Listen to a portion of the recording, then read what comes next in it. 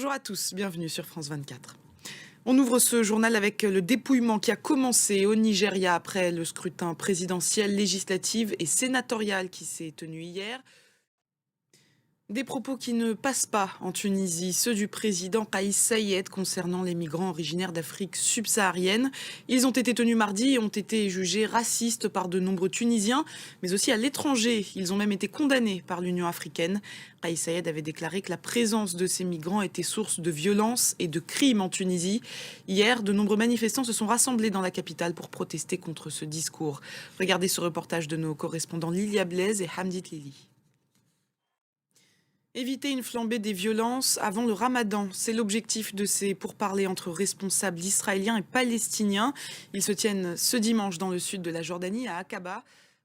Et la politique du Premier ministre Benyamin Netanyahou divise aussi en Israël. Pour la 8e semaine consécutive, des manifestants se sont rassemblés hier pour dénoncer le projet de loi de réforme judiciaire proposé par le gouvernement.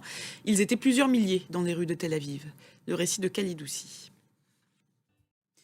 D'autres manifestations, cette fois-ci de soutien aux Ukrainiens. Elles ont eu lieu un peu partout dans le monde ce samedi pour condamner la guerre totale menée par Vladimir Poutine en Ukraine. Des manifestants se sont rassemblés à Berlin, New York ou encore Madrid pour réclamer la fin des hostilités. Le récit de Khalid Oussi. En France, à quelques mois de la Coupe du Monde féminine de football, rien ne va plus au sein de l'équipe. 5 joueuses ont annoncé leur retrait. Elles dénoncent le management de Corinne Diacre, la sélectionneuse.